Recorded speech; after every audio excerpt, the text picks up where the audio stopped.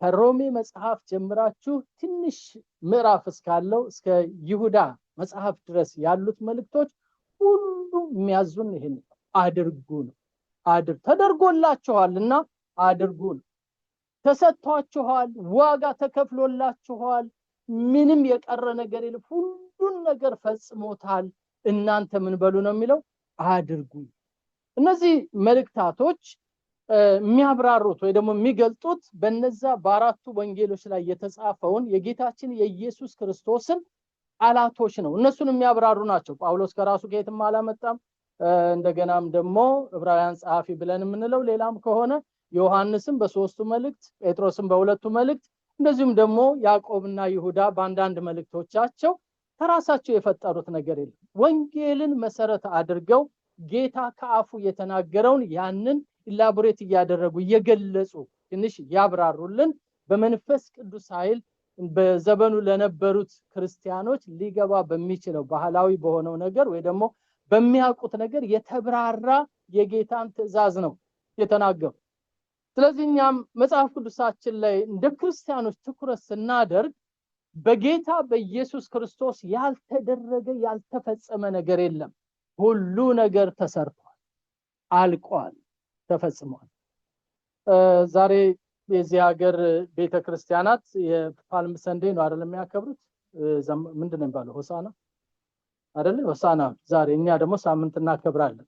በዚህ በፋሲካ ሰሞን አንዱ ትዝ የሚለን ወይ ደግሞ ልናስበው የሚገባን ነገር በትንሣኤ በዓል ሰሞን ሁሉ ነገር ፈጽሞልን ጌታ ኢየሱስ ክርስቶስ መስቀል ላይ ተሰቀለ። መስቀሉ ባዶ ነው፣ ዕዳችን ሁሉ ተከፈለ፣ ያንን ጣር ሁሉ አደረገው። ስለዚህ አም ፍሪ፣ እኔ ነፃ ነኝ ነው አይደለም እንለው። ትንሣኤ ተብሎ ሲባል ነፃነታችንን ነው የምናውጀው። ነፃነታችን ግን ለኃጢአት አርነት የሚፈቅድ አይደለም። ነፃነታችን ለስንፍና የሚዳርግ አይደለም። ነፃነታችን እንደውም ለተሻለ ኮሚትመንት፣ ለተሻለ መሰጠት፣ ለተሻለ አገልግሎት የሚያበረታን ነው። ጌታ ለዘላለም የተባረከ ይሁን። ሐዋርያ ጳውሎስ ስለ ብልቶቻችን እንኳን ሲናገር እነዚህ አካሎቻችሁ የአመፃ የጦር ዕቃ እንደነበሩ አሁን ደግሞ የጽድቅ የጦር ዕቃ አድርጓቸው። ያምሯችሁ በፊት በከንቱ እንደሚመላለሱ እንደ አሕዛብ አይነት ወግና ስርዓት ነበር የሚያስበው። አሁን ግን አምሯችሁ እንደ ክርስቶስ ኢየሱስ እንዲያስብ አድርጉት። እግዚአብሔር ለዘላለም የተባረከ ይሁን። ይህ ህይወታችሁ በፊት በአየር ላይ እንዳለው መንፈስ አለቃ እንደሱ ምኞትና ፈቃድ ነበር የሚመላለሰው። አሁን ግን በላይ ያለውን በሰማይ ያለውን እያሰባችሁ ያንን የምታደርጉ የምትፈጽሙ ሁኑ ይለናል። እግዚአብሔር የተባረከ ይሁን። ዛሬ እንደ ምሳሌ መነሻ ያመጣ ነው የኤርምያስን መልእክት ነው። ኤርምያስ በጣም በሚገርም ሁኔታ ለይሁዳ መልእክት እንዲናገር የተመረጠ ነብይ ነው። የኤርምያስን ህይወት ስታጠኑ የሚያሳዝን ነው፣ ቀላል አይደለም። የገጠመው ችግር የህዝቡ የሞራል ውድቀት ወይ ደግሞ ኃጢአት በይሁዳ ገብቶ ኢየሩሳሌምን የእግዚአብሔርን ቤተ መቅደስ ሁሉ አንቆ የያዘ ያለመታዘዝ፣ ለእግዚአብሔር ያለመስራት ትልቅ ችግር በነበረበት ዘመን ነው ኤርምያስ የተነሳው። በዛ ዘመን በመነሳቱ ከወላጆቹ ጀምሮ ትልቅ ተቃውሞ ገጥሞታል። አባቱ ኑሮው እንደገና ደግሞ በኋላ እንኳን ራሱ እግዚአብሔር ነው የከለከለው። ሊያገባ እጮኛ ነበረችው፣ እንዳታገባ ተጠንቀቅ ተብሎ ያንን ሁሉ ሳያደርግ ነው የቀረው። ኤርምያስ በመከራ ውስጥ ያገለገለ ነብይ ነው። ብዙ ስለሱ ስለምታውቁ አልናገርም። ግን አሁን እንደማነጻጸሪያ ይሁዳ ማናት የሚለውን አሁን ቤተክርስቲያን ብላችሁ አስቧት። ይሁዳ ማናት ለእግዚአብሔር በእግዚአብሔር አይን ማናት ይሁዳ የሚለው ወይ ደግሞ ይሁዳ ስንል እስራኤል ሁለቱ ነገር ማለት ነው። ማን ነው ለሚለው ነገር ማነጻጸሪያ የሰጠው ማን ነው? ናሲ የሬካብ ልጆች አባታቸው ዮናዳብ ከዛሬ 200 ዓመት በፊት ያዘዛቸውን ትእዛዝ እስከዛሬ ድረስ እንዴት እንደጠበቁት እና ላሳይህ ይለዋል። የሬካብ ነገዶች የሙሴ አማት የይቶር በፋሚሊዎች እንደሆኑ ይነገራል። እና ዘላኖች ናቸው፣ የሚኖሩት በዛ አይነት ነው። ግን ከነዓን ምድር ገብተው ከእግዚአብሔር ሕዝብ ጋር አብረው መኖር ፈለጉ። ምክንያቱም በይቶር በኩል ከሙሴ ጋር ተዛምደው ስለነበር በመካከላቸው እንኑር ብለው ጠየቁ። በመካከላቸው እንዲኖሩ ተፈቀደላቸው። ግን በዛን ጊዜ ምን አሏቸው? በእኛ መካከል ስትኖሩ ቤት እንዳሰሩ በእኛ መካከል ስትኖሩ ወይን ጠጅ እንዳትጠጡ፣ በእኛ መካከል ስትኖሩ እርሻ እንዳታርሱ አሏቸው። ታዲያ እንዴት እንኖር? በቃ የሀገሩ ለኛ የተሰጠ ስለሆነ የኛ ስለሆነ ግዛቱ እናንተ እንደዛው ከብት እያረባችሁ ዘላን ሆናችሁ ከቦታ ቦታ እየተዘዋወራችሁ ኑሩ ይላቸዋል። ይሄ ነው ትእዛዙ። ስለዚህ ወይን ጠጅም አይጠጡም፣ ቤትም አይሰሩም፣ እርሻም አያርሱም። እንደዚህ ነው የሚኖሩ። ግን የአባቶቻቸውን ትእዛዝ ያከብራሉ። በሌላ አባባል ምንድነው? ያ ምድር የነሱ ርስት አይደለም። ከቤተ ክርስቲያን ጋር በጣም የሚገናኝ ነገር አለው። እሱን እንድናየው ብዬ ያ ምድር የነሱ ቦታ አይደለም፣ የነሱ ግዛት አይደለም። ያ ቦታ የከነዓን ምድር ነው፣ ወይ ደግሞ የእስራኤሎች የ12ቱ ነገድ ነው። እነዚህ ከ12ቱ ነገዶች አይደሉም። ስለዚህ በሙሴ በኩል ነው ዝምድና ፈጥረው እዛ ምድር እንዲቀመጡ የተደረገው። ውላቸው ምንድነው የተዋሉት? እስካላችሁ ድረስ ኑሩ፣ ምንም የሚጎላችሁ የለም። ለምለምን ሁሉ ከብቶቻችሁ ወደሚሄዱበት ውሃ ወዳለበት እያሰማራችሁ ኑሩ። ደግሞ ብዙ አትነሱ፣ ምድርም ሙሏት። ሁሉ ቦታ ስትሄዱ ፈቃድ አላችሁ፣ ማንም አይከለክላችሁም። ግን ቤት እንዳሰሩ፣ ሴትል እንዳታደርጉ። እየሰማችሁ? አዎ። ግን መጠጥ እንዳትጠጡ። ይሄ መጠጥ እዛ ባለርስቶቹ ምድር ያሉት ይጠጡ፣ እናንተ ግን እንዳትሉ። እሺ ድምጻችሁን ያሰሙልኝ። እንዳትጠጡ። ምክንያቱምስ ይሄ ምድር ለእናንተ አይደለም። ከጠጣችሁ መስከራችሁ አይቀርም፣ ከሰከራችሁ መደባደባችሁ አይቀርም፣ እዛ ላይ ከደረሳችሁ ርስ ይገባናል ብላችሁ መጣላታችሁ አይቀርም። ይሄ አይሆንም ብለው ውል አስፈርመዋል። ይሄ ውል የተፈረመው 200 ዓመት በፊት ነው። አሁን ከ200 ዓመት በኋላ ኤርምያስ ጋር ይመጣና እግዚአብሔር ና ተነስ፣ ይሁዳ እንዴት እንደማይታዘዝ ላሳይህ ና ይልና የሬካብ ቤተሰቦች ጋር ይወስደዋል። እዛ ቤተሰብ ሲወስደው ምን ይለዋል? ወደ እግዚአብሔር ቤት ጥራቸው። ወደ እግዚአብሔር ቤት ከተባለ ይመጣሉ እነዚህ ሰዎች ከያሉበት ጥራቸውና ወደ ጓዳ ውስጥ አስገብተ ወደ ሐናንያ ጓዳ ውስጥ አስገባና በዛ በማድጋዎች ሙሉ ሞልተ አስቀምጥ ይሄንን መጠጥ፣ ከዛ በኋላ ጠጡ በላቸው። እና ተጠሩ እነዚህ የህዝብ አለቆች። ከዛ ጠጡ አላቸው። ነብዩ የታወቀ ነብይ ነው። እዛ ይመለሱለት አታውቅም እንደ ኤርምያስ አሉት። እኛ እኮ አባታችን ዮናዳብ የሬካብ ልጅ ዮናዳብ የዛሬ 200 ዓመት በፊት አዟል፣ የወይን ጠጅ እንዳትጠጡ፣ ቤት ሰርታችሁ እንዳትቀመጡ፣ ደግሞ ሶስተኛው ምንድነው እርሻን እንዳታርሱ ብሎናል። እና ኤርምያስ ሳይገርም አይቀርም። እና ይሄን ሁሉ ዓመት ጠብቃችኋል፣ ምንም አትጠጡም? አንጠጣም። አባቶቻችሁ ሳይጠጡም፣ አያቶቻችሁ ሳይጠጡም፣ እናንተስ አንጠጣም? ልጆቻችሁ ሳይጠጡም ትነግራችኋላችሁ ለልጆቻችሁ? አዎ እንነግራችኋለን፣ እናስተምራችኋለን። ይሄ ርስታችሁ አይደለም፣ ርስታችሁ ሌላ ነው፣ እንዳትጠጡ እንላችኋለን። ስለዚህ ልጆቻችንም አይጠጡም። በጣም ገረመው ኤርምያስ። አያለው እግዚአብሔር እነዚህ የአባታቸውን ትእዛዝ ለዚህ ሁሉ 100 ዓመት ጠብቀው ኖረዋል። ህዝቤን ግን ተመልከተዋል። ይሄው ህዝቤን አያከብረኝም፣ አይሰማኝም፣ አይታዘዘኝም፣ አይፈልገኝም። ጧት እንኳን ብነግረው ከሰዓት በኋላ አይሰማም። ረፋዱ ላይ ነግሬው ምሽት ላይ ይዘጋኛል። ነቢያቴን ላኩኝ፣ አገልጋዮቼን ላኩኝ፣ ቃል ተናጋሪዎቼን ላኩኝ፣ መንገድ የሚያሳዩአቸው ላኩኝ፣ የሚገስጿቸው ላኩኝ፣ ግን አይሰሙም። ስለዚህ እነግርሃለሁ ኤርምያስ፣ አመጣለሁ ብዬ ያልኩትን ጥፋት በላያቸው ላይ አመጣለሁ። አይንህ እያየታል። ጨርሳቸዋለሁ እንዳልኩ ጨርሳቸዋለሁ፣ በትናቸዋለሁ እንዳልኩ በትናለሁ። እነዚህን ግን ተመልከታቸው። አያታቸው የለም፣ እድሜያታቸው የለም፣ አባታቸው የለም፣ ግን ያንን ቃል ከትውልድ ትውልድ ተቀብለው ያከብሩታል። ስለዚህ ከነሱ ቤት በእኔ ፊት የሚቆም ለዘለዓለም ክብር ለኢየሱስ ይሁን። እኔ ይሄ ክፍል በጣም ያስደነግጠኛል። አሁን ያለውን የክርስትና ህይወት ያየው ደነግጣለሁ። ምክንያቱም የእግዚአብሔር ትዕግስት የሚያልቅበት ቀን ይመጣል። የእግዚአብሔር ነገር አሁን እንደሚያባብለን የማይሆንበት ቀን ይመጣል። ያ ቀን ይመጣል አይቀርም ዳርዳር እያለ ነው እየሸተተን ነው ያሸተተነው ነው እና እንደዛ አይነት ነገር ይመጣል ከወዲሁ ግን አድርጉ የተባልነውን ማሰብ ያስፈልገናል ፖይንታችን ይሄ ነው አይደል የምንነጋገረው አድርጉ ለተባልነው ነገር ጆሮ መስጠት አለብን ወገኖቼ እግዚአብሔር ፍቅር ርህራሄ ነው እኔ እናንተንም የምለምነው ለራሴም የምማጸነው አድርጉ የተባልነው አለ ቀደም እንዳልኳችሁ የትኛውንም የአዲስ ኪዳን መልእክት ከሮሜ መጽሐፍ ጀምራችሁ ብታነቡ ምናልባትም 80% ወይ ከዛ በላይ አድርጉ ሁኑ ይሄን ፈጽሙ ይሄን አድርጉ የሚል መልእክት እንጂ ይሄንን ተውትና ተዘናኑ የሚል አንድም ቦታ አታገኙ ፎርዛት ማተር ይሄንን የጻፉት ነቢያቶች እንተነ ሐዋርያት የሚሉት ምናልባትም ይላል ጳውሎስ ለሌሎች ከሰበኩ በኋላ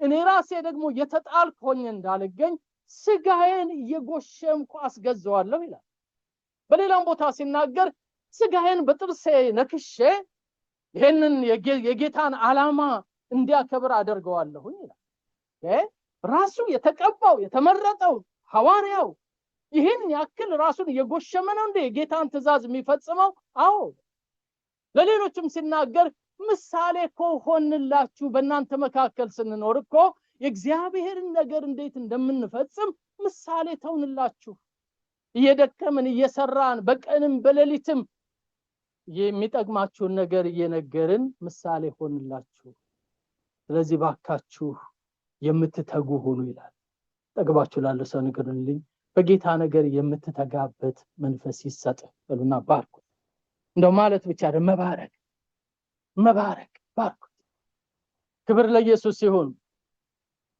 በጌታ ነገር የምንተጋበት እውነት ነው አንዳንዶቻችን ለዚህ ዓለም ትጎች ነን ለኑሮ ትጎች ነን ለትዳራችን ትጎች ነን ጥሩ ነው ይሄ ሁሉ አንዳንዶቻችን ለቢዝነሳችን አንዳንዶቻችን ለፖለቲካው አንዳንዶቻችን ለወሬ አንዳንዶቻችን ለብዙ ነገር አለ ትጋት እኮ ማንም ሰነፍ የለም ሁሉ ብርቱ ነው ግን ምን በረታበት ነገር መስመሩን ከሳተ ሀዲዱን ከሳተ ተቀጣጣና መልጠም አንድ ኃይለ ቃል ያላትን ከዚሁ ላይ ላንብላችሁ ደግሜ ከዛ አልመለስም ወደዚህ ቁጥር 17 ላይ እንደዚህ ይላል ቁጥር 17 ወይ ደግሞ ከ15 ጀምሬ ላንበው እያንዳንዳችሁ ከክፉ መንገዳችሁ ተመለሱ ስራችሁንም አሳምሩ ታመልኳቸው ዘንድ ሌሎች አማልክት አትከተሉ ለእናንተና ለአባቶቻችሁ በሰጠሁት ምድር ትቀመጣላችሁ እያልሁ በማለዳ ተነስቼ ባሪያዎች ነቢያት ሁሉ ልኬባችሁ ነበር እናንተ ግን ጆሮአችሁን አላዘነበላችሁም እኔንም አልሰማችሁኝም የሬካብ ልጆች የኢዮናዳብ ልጆች አባታቸው ያዘዛቸውን ትእዛዝ ፈጽመዋልና ይሄ ህዝብ ግን ምን አላለኝም ይላል አልሰማኝምና ስለዚህ የሰራዊት አምላክ እግዚአብሔር እንዲህ ይላል እኔ በተናገርኳቸው ጊዜ አልሰሙምና በጠራኋቸውም ጊዜ አልመለሱልኝምና የተናገርኩባቸውን ክፉ ነገር ሁሉ በይሁዳና በኢየሩሳሌም በሚቀመጡት ላይ አመጣለሁ እግዚአብሔር ከዚህ ይሰውራል አሜን አሁኑኑ ጊዜ ያለን ጉልበት ያለን ማድረግ የሚገባን እንድናደርግ እግዚአብሔር ይርዳን እኔ አንድ 10 ነጥቦችን ይዣለሁ 10 ከዛም 20 30 ይሆናሉ እኔስ አጠራጠር አድርገን እንመልከት ሁሉ ምንድነው የኛ ሪስፖንሲቢሊቲ በዚህ ምድር ላይ ስንኖር ምንድነው ኃላፊነታችን I think ሁለት ነገሮች እንዳሉ እናውቃለን አይደለ በማቴዎስ ወንጌል ላይ ጌታ ኢየሱስ ክርስቶስ የተናገራቸው አሉ በሉቃስም ላይ በማርቆስም ላይ ማርቆስ 12 ላይ ሁለት ነገሮች ይለናል እግዚአብሔር አምላክን በፍጹም ልብህ በፍጹም ነፍስህ በፍጹም ኃይልህ መንበል ወደድ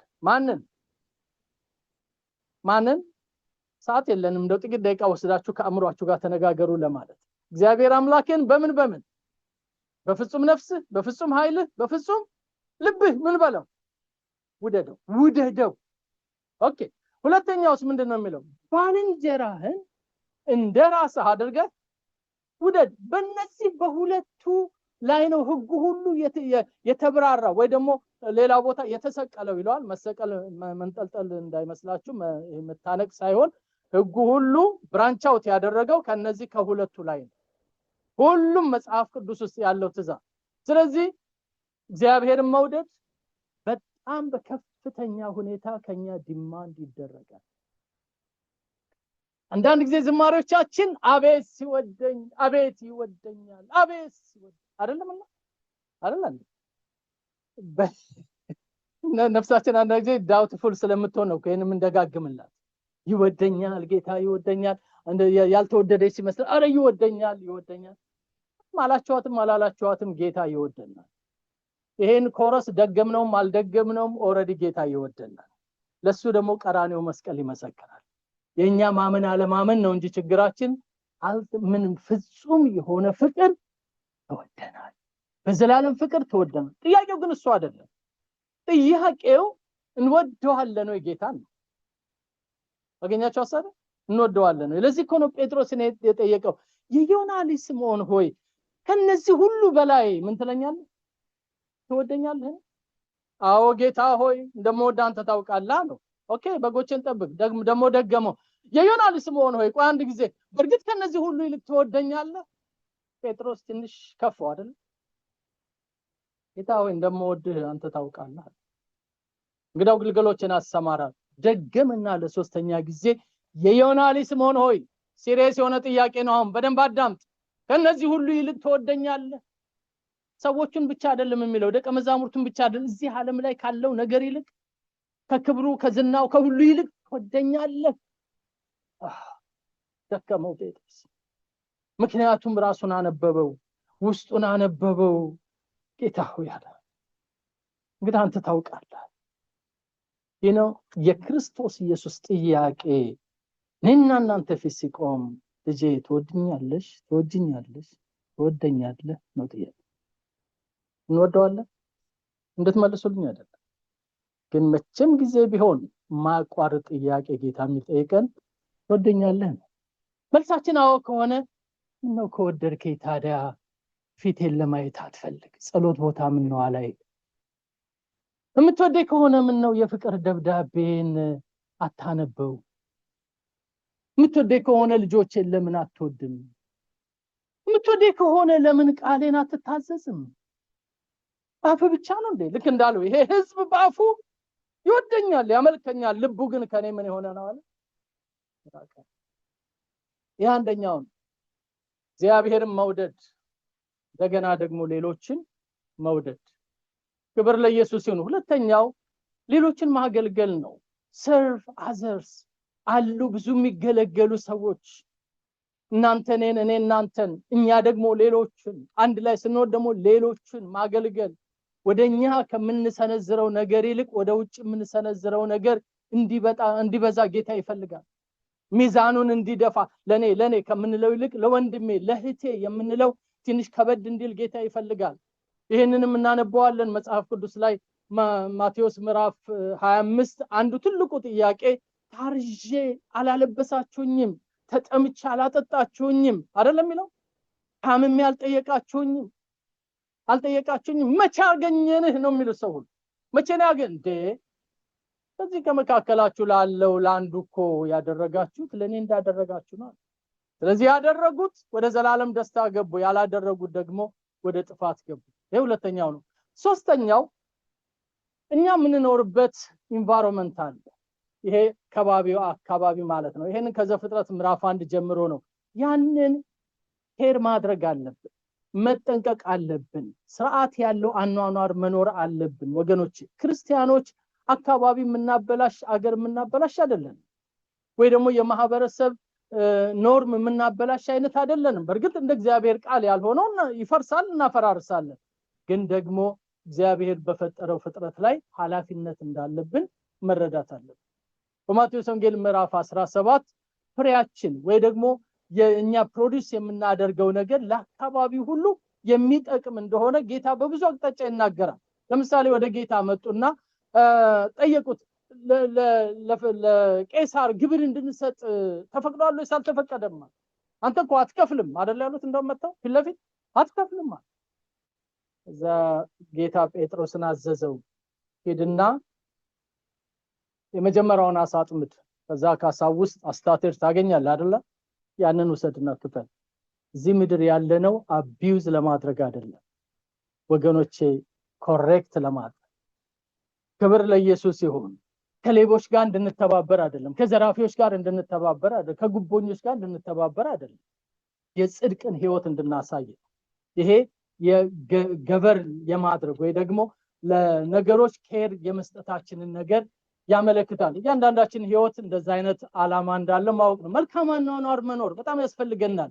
ኢንቴግሪቲ በጣም ብዙ ቃል ነው ያለው። እውነተኝነት፣ ትህትና፣ ትዕግስት፣ ንጹህ ወይ ደግሞ ቅድስና ሊሆን ይችላል። ራስን መግዛት፣ ሰልፍ ኮንትሮል፣ እነዚህ ሁሉ ነገሮች እኛ የታዘዝናቸው ናቸው። ወንጌል ይሄንን ነው የሚለን። በሉቃስ 7 ላይ ይሄን ይናገረናል። በደንብ አድርገን በእግዚአብሔር መንፈስ ውስጥ ሆነን እነዚህን የጨዋነት ፍሬዎች እንድናፈራ እግዚአብሔር ይፈልጋል። ኢንቴግሪቲ ያለው ህይወት የት ነው ከተባለ እነዛ ክርስቲያኖች ጋር ነው። አሜን፣ ክብር ለኢየሱስ ይሁን። ጨዋነት ያለው ህይወት የት ነው? እውነተኝነት ያለው ህይወት፣ ትህትና የት ነው ያለው? ዳውን ቱ እርዝ እነሱ ጋራ ነው እንድንባል እግዚአብሔር ይፈልጋል። ሰንበድ እያልን እንድንኮራ የእግዚአብሔር ፈቃድ አይደለም ወገኖች። ዛሬ የክርስትናው የባቡር ሀዲድ በሌላ መስመር ላይ እየሄደ ነው ያለው። መመለስ አለብን ጌታ ያለንን ለማድረግ። መንፈሳዊ ህይወታችን ማደግ አለበት። ሁላችንም እንደምታውቁት በዮሐንስ ወንጌል ምዕራፍ 15 ላይ ጌታ ሲናገር ፍሬ እንድታፈሩና ፍሬያችሁም ደግሞ እንዲኖር ምን አደረኳችሁ ይላል? ሾምኳችሁ። ስለዚህ ይሄ ፍሬ በጣም ያስፈልገናል። የጸሎት ፍሬ፣ የእምነት ወይ ደግሞ ቃሉን የማንበብ ወርሺፕ የማድረግ ከሌሎች ጋር ፌሎሺፕ የማድረግ እነዚህ ሁሉ የንስሐ እነዚህ ፍሬዎች ያስፈልጉናል። በየቀኑ የምናፈራቸው ፍሬዎች ናቸው። ወር ጠብቀን አመት ጠብቀን የምናፈራቸው ነገሮች አይደሉም። እንደነዚህ አይነት ፍሬዎች በህይወታችን ሲበዙ ያን ጊዜ እንደ ሬካብ ልጆች የታዘዝነውን አደረግን ማለት ነው። ጌታ ለዘላለም የተባረከ ይሁን። እስካሁን ያያችሁ ጥቅስ በሙሉ ከወንጌል ነው አይደል? ከወንጌል ውጪ የሆነ የለም። የወንጌልን መልእክት ማዳረስ በማቴዎስ ምዕራፍ 28፣ በሉቃስ ወንጌል ምዕራፍ 22 እንደገናም ደግሞ በማርቆስ ወንጌል ምዕራፍ 16 ላይ የተጠቀሰው ይሄ ነው። እንግዲህ ወደ ዓለም ሁሉ ሂዱ፣ ወንጌልን ለፍጥረት ስበኩ። ባፈሎና ከተማው፣ አካባቢው፣ ህዝቡ፣ ጎረቤታችን በእጃችን ነው ያለው። ሄደን እኛ ካልሰበክ ነው ማንም ሊሰብከው አይችልም። በተለይ ያበሻው ኮሚኒቲ ቋንቋቸውን እናውቅ፣ ለመነጋገር ማንደነቃቀፍ ከሆነ መሄድ አለብን። ወንጌል መስበክ አለብን። ይሄንን ማዳረስ መቻል አለብን። ይሄንን ስራ ለመስራት ርህራሄ ሊኖረን ይገባል። የፐርሰናል ቴስቲሞኒ ሊኖረን ይገባል። ኑሯችንን፣ ቤታችንን፣ ትዳራችንን፣ ወዳጅነታችን በደንብ አድርገን ከያዝን ውጪ ወተን ብንመሰክር አናፍርም። ወይ ደግሞ ሰው ብንጋብዝ ወደ ጉባኤያችን ህብረታችን የማያሳፍር ይሆናል፣ ፍቅራችን የማያሳፍር ይሆናል። መጀመሪያ ቤት ስራችን ሰርተን ጥሩ ቴስቲሞኒ ካለን ወንጌልን ማዳረስ ያስፈልጋል። ለፍርድና ለምህረት ሁልጊዜ መቆም አለብን። ጀስቲስ ከውጭ አይመጣም። ከዳኞች ፍትህ አንጠብቅም። ከፓርላማ ውሳኔ ህግን አንጠብቅም። እውነት ነው፣ እነሱ ለሚያወጡት የጽድቅ ከሆነ እንገዛለን። የኃጢአት ከሆነ ደግሞ እምቢ ማለት መብትና ነፍሳችንን እዛ መከራ ውስጥ ቢሆን እንኳን ልክ እንደ ሐዋርያት የማስገባት ፈቃዱ አለን። ስለ ጽድቅ ብለን ብንሞት ብንታሰብ ምንም ማለት አይደለም። ነገር ግን ኢንጀስቲስ በሆነበት ቦታ ላይ አይ ይሄ ትክክል አይደለም ማለት መቻል አለ። ለተበደለው መቆም አለ። ለተጎዳው ማዘን አለ። ለተቸገረው ለሱ ማዘን አለብን። ይሄ ፌርነስ የሚባል ነገር ወይ ደግሞ ምህረት ማድረግ ይሄ ያስፈልገናል። ሉቃስ 10 ላይ የምታስታውሱት ታሪክ አለ አይደል? የጉድ ሰማሪታን ታሪክ ደስ አይልም? እነዛ ከኢየሩሳሌም ወጥቶ የተደበደበው ሰውዬ ተደበደበ፣ መንገድ ዳር ተጣለ እና ሌዋዊ መጣየውና አይ ይሄማ ሊያረክስብኝ ነው ብሎ ሄደ። ፈሪሳዊ መጣየውና ኖ ብሎ ዘሎት ሄደ። ከዛ አንድ ሳምራዊ ሰውዬ መጣ። ሳምራዊ ሰውዬ ቶሎ ብሎ ከአህያው ላይ ዱብ አለና ወረደ። ሲያየው ተደብድቧል፣ ተፈንክቷል፣ ደምቷል፣ ነፍሱን አያውቅም። ከዛ ወይኑን ዘይቱን አመጣ፣ አፈሰሰ በቁስሉ ላይ። የሚችለውን ያክል ፈርስት ኤድ አደረገለትና በአህያው ላይ አስቀምጦ ቅርብ ወዳለ መንደር ወሰደው። እዛ ላለው ሳንቲሙን አወጣና እባክህ ይሄ ሰውዬ እስከሚድን ድረስ ጠብቅ፣ ሌላም ያስፈልግ ካለ ግን ሰራርቼ መጥቼ ወይ ቤቴ ሄጄ መጥቼ ጨምርልሃለሁ አለ። እና ይሄንን የጉድ ሰማሪታን ታሪክ በክርስቶስ ኢየሱስ ህይወት ውስጥ እናየዋለን አይደል? ለምንድን ነው ምሳሌውን የነገረን? የተናገረው እኮ ከሰዎቹ መካከል አንዱ ጠይቆት ነው አይደል? ባልንጀራህን እንደራስህ አድርገህ ውደድ ብሎ ሲለው ማን ነው ባልንጀራዬ አላንተ አይደል የጠየቀው እንደዛ ማን ነው የኔ ባልንጀራ አለ ባልንጀራ አበበ ከበዳ የለ ነው ብለህ መቼም ይሄ አይገባህም ልንገርህ ባልንጀራህን አንድ ምሳሌ አለና ተረከለት ይሄ ሳምራዊ ሰውዬ አያቀውም ይሄን የተደበደበን ሰው ከኢየሩሳሌም ወጥቶ ነው የተደበደበው ማን እንደደበደበው ማያውቅ ሀብት ኑሮ አይኑሮ ነገ ይመልስልኛል አይመልስልኝም ባክግራውንዱ ነው አያውቅም ግን እርዳታ ይፈልጋል ወገኖቼ እርዳታ የሚፈልጉ ሰዎች በእኔና በእናንተ ዙሪያ አሉ በጣም አሉ እነሱን መርዳት እግዚአብሔር ሆይ አይኖቼን ክፈት ልቤን ወደዛ ዘንብል ብለን እንድንል ያስፈልጋል ክብር ለኢየሱስ ይሁን ለተጎዳው አብረን መቆም እነዚህ ሁሉ የታዘዝናቸው ነገሮች ናቸው እግዚአብሔር ሐሳብ በሆነበት መንገድ ላይ ስንሄድ ነገሩ ሁሉ መልካም ነው ወገኖች ልባችንም ያርፋል ቤታችን በሰላም ይሞላል አንድ ቀን ደግሞ ከጌታ ሽልማት እናገኛለን ክብር ለኢየሱስ ይሁን የጠነከረ ህብረት ይሄ ኮኖኒያ የሚባለው ሪሌሽንሺፕ ወይ ደግሞ ሪሌሽንሺፕ አይደል ፌሎሺፕ በጣም ያስፈልገናል እርስ በራሳችን ከጌታም ጋር ከሰውም ጋር ስለዚህ ይሄንን እለት ልናደርገው ያስፈልጋል መጽሐፍ ቅዱስ ይሄንን በጣም ይነግረናል ማቴዎስ ወንጌል ምዕራፍ 5 ቁጥር 24 ላይ ከተራራው ስብከት የመጀመሪያው የሚለው በወንድምህ ላይ አንድ የተቀየምከው ነገር ካለ ይላል አይደል ያዘንክበት ነገር ካለ መባህን መሰዊያው ላይ አድርግና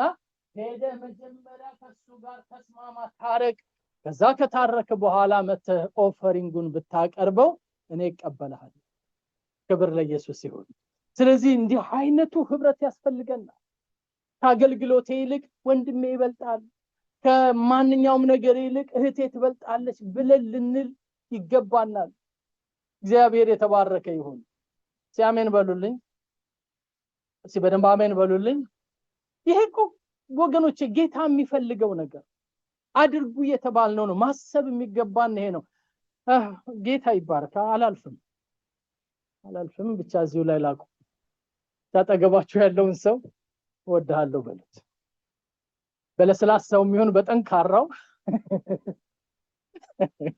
እንደ ብቻ ቃሉን አውጥና ወድሃለሁ በሉት ለስተቱ ያ ዌብሳይቱ ያውና www.bafulama.net እዩት ሲዛለ በሶስት የተከፈለ ጽሁፍ አለ አገልግሎቴ ወንድሜ ከአገልግሎቴ ካልበለጠ በከንቱ ደክሜ ሆነን በሚል ርዕስ የተጻፈ ጽሁፍ አለ ቆይቷል እዛ ላይ ከተለጠፈ አይደል መስናምባል ያ ማንኛውም ነገራችን ከወንድሞቻችንና ከእህቶቻችን ከበለጠ አይ ቲንክ ወደ ጣዖት ሊሄድ ነው ስለዚህ ሳሙኤል ወንድሜ ከኔ ይሻላል ፊልጵስዩስ ምዕራፍ 2 አገኛችሁት ክርስቶስ ኢየሱስ የነበረ ይሄ ሐሳብ በእናንተ ዘንድ ደግሞ ይኑር ምን የሚለው ባልንጀራዬ ከኔ ይሻላል ብለህ ቁጠር እግዚአብሔር ለዘላለም ይባረክ ስለዚህ ይሄ በጣም ያስፈልገናል ወገኖች ወደዛ ደረጃ ነው አድርጉ ስለተባልን እኮ ነው ማድረግ ነው ያለብን ሌላ ምንም አማራጭ የለንም ወደ መጨረሻው አካባቢ እኛ የዓለም ብርሃንና የምድር ጨው ነን እናቃለናል ይሄንን ማቴዎስ ወንጌል የሚነግረን ይሄ ነው እናንተ የምድር ጨው ናችሁ ይላል ወረድ ብሎ 14 ላይ እናንተ የዓለም ብርሃን ናችሁ ስለዚህ ምን ይሁን ብርሃናችሁ በሰው ሁሉ ፊት እንዲበራ መልካሙን ስራችሁን አይተው የሰማዩን አምላካችሁን እንዲያመሰግኑ ብርሃናችሁ በሰው ሁሉ ፊት ይብራ እንዳስረኛና መጨረሻ የሚወስደው ለዛሬው እግዚአብሔርን የምናመሰግን ሰዎች እግዚአብሔር ያድርገን ሃሌሉያ በመላው በጎደለው ባለው በሌለው በተሰጠን ባልተሰጠን ባገኘነው ባላገኘነው ጸሎት ጸልየን በተመለሰው ባልተመለሰው በማንኛውም ነገር ላይ ቆመን እግዚአብሔርን የምናመሰግን ሰዎች እግዚአብሔር ያድርገን ጌታ ለዘላለም ይባረክ ለዚህ ነው ተሰሎንቄ የሚለው ሁሉ ነገር እግዚአብሔር ምን በሉት አመስግኑት ሸለቆ ውስጥ ነው ያለነው አዎ ዘምሩ ምናልባት አጣብቅኝ ህይወት ውስጥ ነው ያለነው አዎ እልል በሉ በውጊያ መካከል ነው ያለነው ምን ችግር አለ ታዲያ በሰልፉ ሜዳ ቀድሞ የሚገኝ ጌታ አለ ክብር ለኢየሱስ ይሁን። ሃሌሉያ። እግዚአብሔር ለዘላለም የተባረከ ይሁን። ቦታ የማይወስነው፣ ጊዜ የማይወስነው፣ የኛ ሁኔታ የማይወስነው፣ ሊመለክ የሚገባው የሰማይን የምድርን ጌታ እግዚአብሔርን ምን በሉት? ተመስገን። ስንፋስ ያለው ሁሉ እግዚአብሔር ምን ይበል? ወገኖቼ አትቆጠቡ። አንደበታችሁ አይቆጠብ፣ ስንፋሳችሁ አይቆጠብ። ይሄም አይሆንበት ቀን ይመጣል። ልዘምር ብለን ማን ዘምርበት፣ አንድ ቃል ሃሌሉያ ልበል ብለን ማን ልበት ቀን ይመጣል። ያ ከመሆኑ በፊት ባለ በሌለ ጉልበታችን እግዚአብሔር እናመልከዋለን። ምናልባትም እንደ ንጉስ ዳዊት ጨመር ካለም ደግሞ እንደ ኢየሱስ ክርስቶስ ወደ መስቀል እየሄደ እንደዘመረው ሲያሜን በልባካቸው። የመጨረሻውን ራት እኮ ከተካፈለ በኋላ ጽዋ ከሰጣቸው በኋላ ዘመሩ ነው አይደለም የሚለው? ዘምሮ ወዴት ነው የሚሄደው? ወደ ጌተሰማኒ፣ የደም ላብ ወደሚያልበው ወደሚጨነቅበት ወደ ቀራንዮ መስቀል። ወገኖቼ እየዘመሩ መሞት ክብር ነው። ኧረ እባካችሁ ሲያሜን በልባክ። ክብር ለኢየሱስ ይሁን። ያመሰገኑ መስዋዕት ክብር ነው። ያሉ ዋጋ መክፈል ክብር ነው። አንጀት ቢራብ ጥርግም አድርጎ አስሮ ኢየሱስ ጌታ ነው ማለት ክብር ነው። የጻድቃኖች ጌጥ ነው። ጌታ ይባረክ። ይሄ ካልሞላ፣ ቤቱ ካልሰፋ፣ መኪናው ካልተቀየረ፣ ፋሽኑ ካልመጣ አይልም ጴንጤ፣ አይልም ክርስቲያን ነው ወይ? ይሄንን ክርስቶስ ያልተገለጠላቸው ናቸው። ኢየሱስ የበራለት እነዚህ ቁም ነገር ውስጥ አይገቡም። ሃሌሉያ። ባዳ ቢሞላ ባይሞላ፣ ቢመች ባይመች፣ ቢገኝ ባይገኝ እሱ የሰማይና የምድር ጌታ፣ እሱ ሊመለክ ይገባዋል። ሃሌሉያ። ሊመለክ ይገባዋል። ሁላችሁም ሊመለክ ይገባዋል በሉልኝ። ሊመለክ ይገባዋል። worship ማለት he's worthy to praise። እርሱን ከፍ ማድረግ ይገባል። እዚህ ነው አስከሬን አጋድመን የምንዘምረው። የምንወዳቸው ከኛ እንደሚለዩ አውቀን እየተሰናበትናቸው አንተ ጻድቅ ነህ ለዘላለም። አራሜን በልባክ። ክብር ለኢየሱስ ይሁን። ሃሌሉያ። የተገዝቷልና ኑን መርቅ ሲባል አይደለም የሚዘመረው። እጄ ግራጁዌት አድርጋለች ኑ ዘምሩልኝ አይደለም እንደ ይሄንማ አሕዛብም ያደርጉታል። የኛ ልዩ ነው። የኛ ልዩ ነው በሉ ልባካችሁ። የኛ የተለየ ነው። እግዚአብሔርን የምናመልክበት መስመር የተለየ ነው። መንገዱ የተለየ ነው። መንፈሱም የተለየ ነው። የተለየ ነው። እግዚአብሔር ለዘላለም ይባረክ። የምንሄደው እንደ ጌታችን እንደ ኢየሱስ ነው። እሱ አድርጉ እንዳለን ነው የምናደርገው። ስለዚህ እናምልከው። ለማምለክ ጌታን አትጎተቱ። ዛሬ ደፍሬ ልንገራችሁ፣ ለመጸለይ ስራችሁ እየተጎተተ አትምጡ። የሚናቅ አምላክ አይደለም። ከብሮ የሚያከብር ጌታ። ክብር ለኢየሱስ ይሁን። አላወቃችሁት ከሆነ ተዋወቁት። አልተገለጠላችሁ ከሆነ ጸልዩ፣ ተገለጥልኝ በሉ እባካችሁ። እግዚአብሔርን ፍሩት። የሬካብ ልጆች የአባታቸውን ትእዛዝ ስለፈሩ ሰራዊት አምላክ እግዚአብሔር መወራረጃ አደረጋቸው እና አላሳያል። አንተ ምድር ሁሉ አያከብርህም ነው አይደለም የምትለኝ? ሌላ የተደበቀ ህዝብ አለ የሚያከብረና ባክላ ሳይና ና አቤት ጌታ እኔና ቤቴን እንዲህ ቢያደርግ፣ እኔና ቤቴ እንዲሆነን ብንገኝለት፣ ሰው በጠፋበት ጊዜ ሰው ሆነን ብንገኝ። ክብር ለኢየሱስ ይሁን። ሲአሜን በሉ ባካችሁ። እግዚአብሔር ያንን ምዕራፍ ይክፈትላችሁ።